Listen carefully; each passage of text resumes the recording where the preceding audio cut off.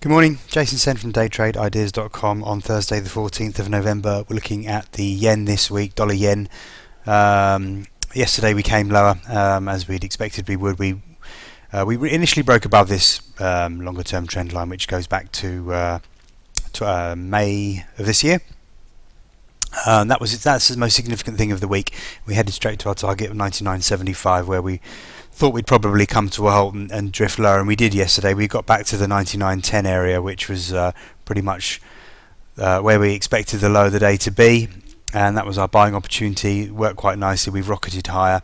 We are getting a bit overbought, but there's still some upside now, and I think we can push through that 99.75.80 area today. So we'll have a look at a shorter term chart just to try and get a clearer picture.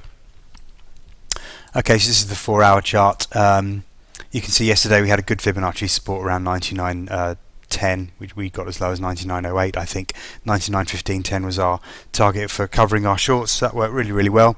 If you got long there, that also worked extremely well. You can see the trend line worked, you can see the Fibonacci support worked, and we've rocketed straight back up to 99.80. If this holds, we've got a bit of a double top in the very short term, and that would risk coming back to 99.00 and even as far as 98.40. I think more likely we actually push higher now. I think we continue this uptrend.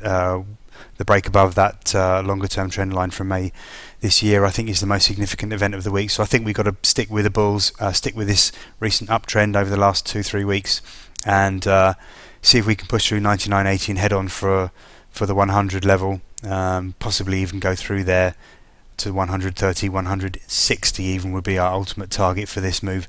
As I said, if we don't get through 99.80, that's going to be a short-term problem. That's going to be a short-term double top in a market that is quite overbought. You are getting a little bit of divergence on the 4-hour stochastics, and the MACD is not positive either. So this is a risk. You've got to be careful.